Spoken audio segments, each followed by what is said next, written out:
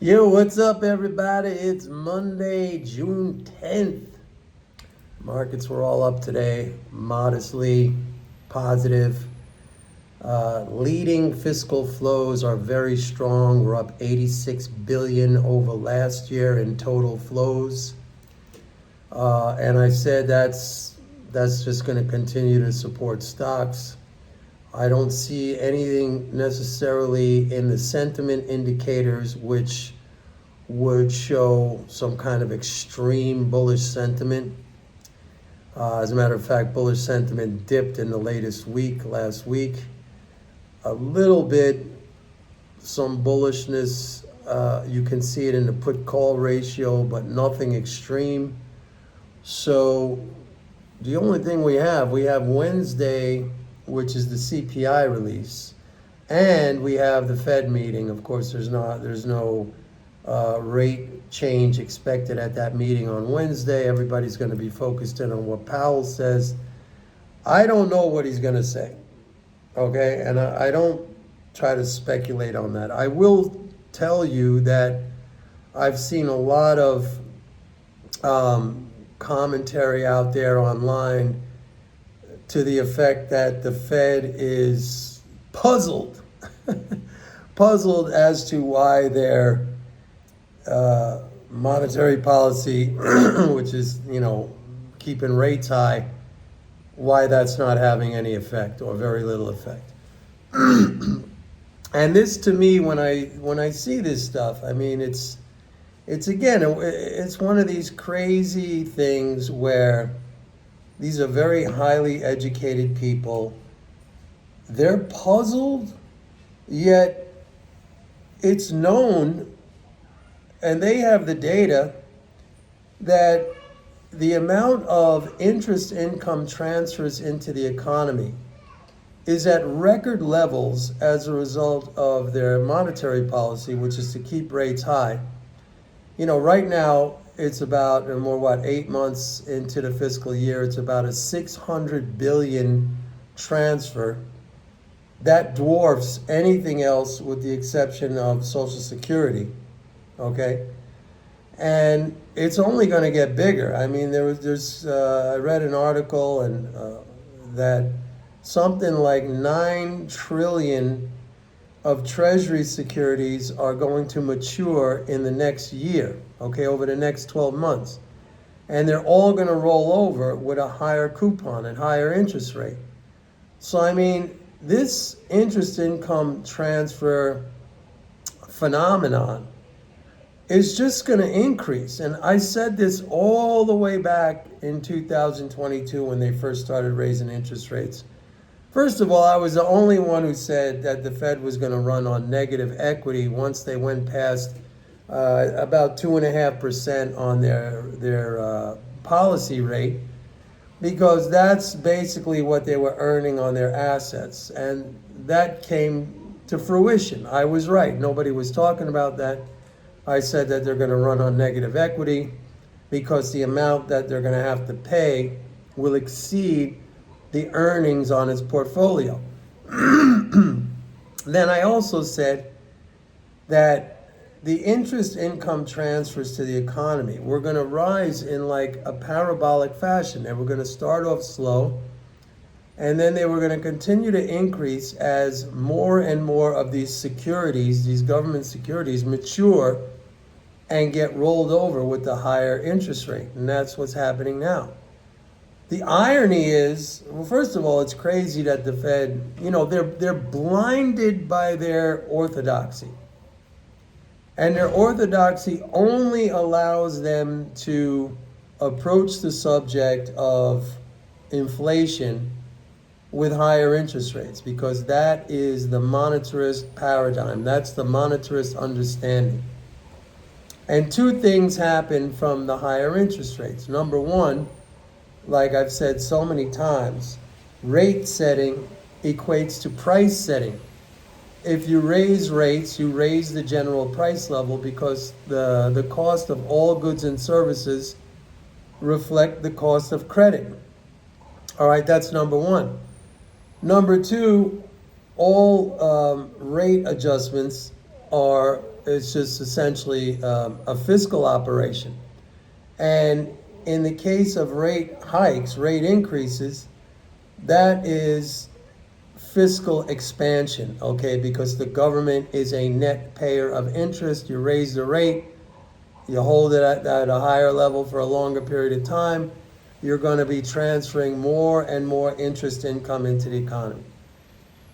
The fact that these people are puzzled by this or refuse to acknowledge this, completely ignore this fact and come out and say, we don't understand why inflation is so sticky. And I've said many times, look, there's examples out there in the real world. If it's not enough to see what's happening in your own economy, in your own system, where it's obvious they're even admitting that their remedy is not working. If it's not obvious to you in your own system, well, there's other systems out there that have tried this method with the same failed results. Okay, you got Turkey, you have Argentina, these places where they've been raising interest rates for years, and all it has done was accelerate the rate of inflation and not help the situation at all. And then you have the case of Japan, which I've spoken about many times, which the Bank of Japan until recently kept the rates negative. Now they're zero. It's still it's still nothing.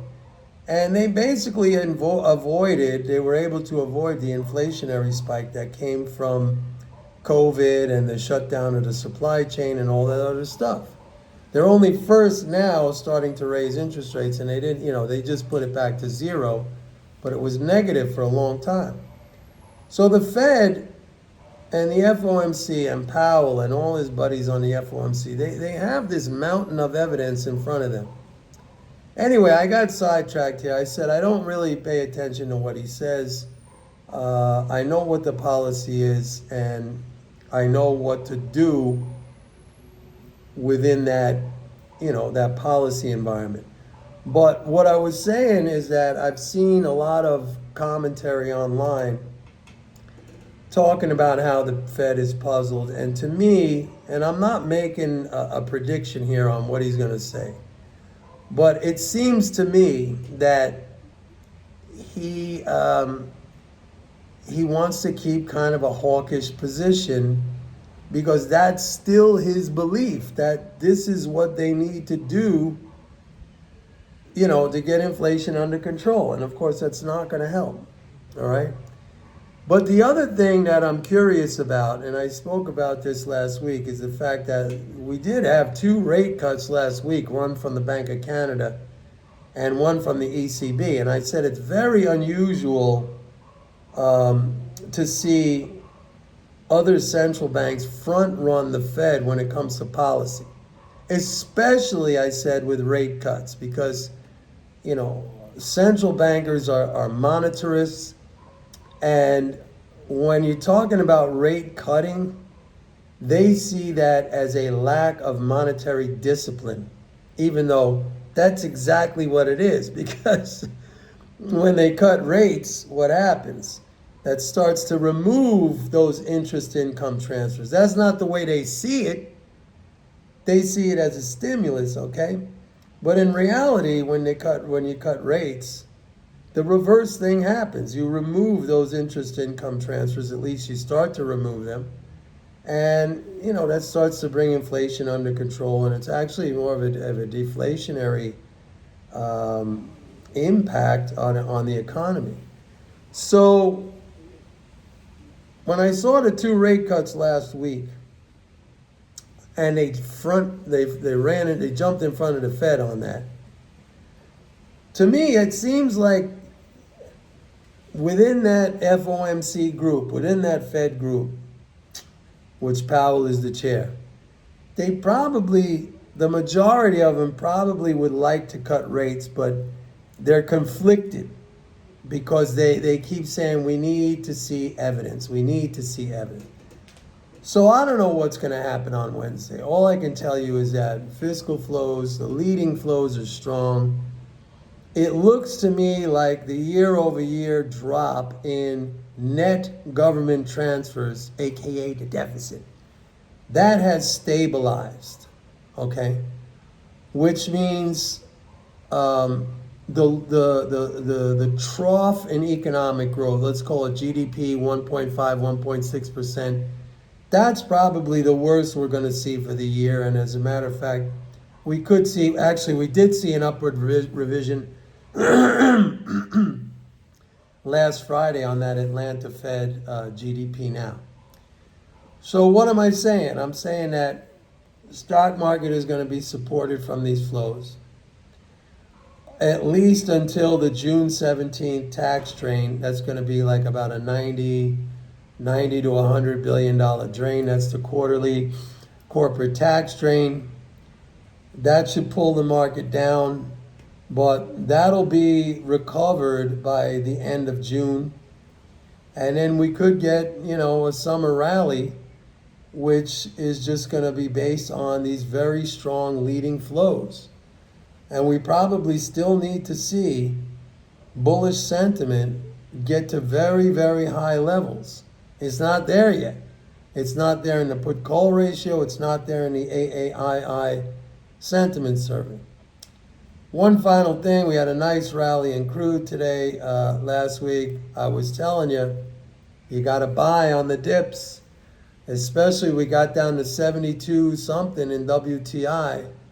And producers, they're still net long. Over 1 year they've had this position, and they were modest buyers. Banks were buyers. So I'm not surprised to see the market up. Now we're coming into levels, 78, 79, 80. Those were levels that in the recent past, we've seen producers selling, okay? So I'm guessing we're going to see selling there again, okay, up here in the 78, 79, 80. I don't think it's going to go much higher than that. If it does go higher than that, it's going to be very important to see what happened in terms of commitments on the part of producers and banks, but we won't get that information until Friday. But anyway, that's the update for today. I can't think of anything more I want to add into that. Just please, if you don't mind, like and subscribe. It really helps the channel, and I appreciate it very much if you can do that.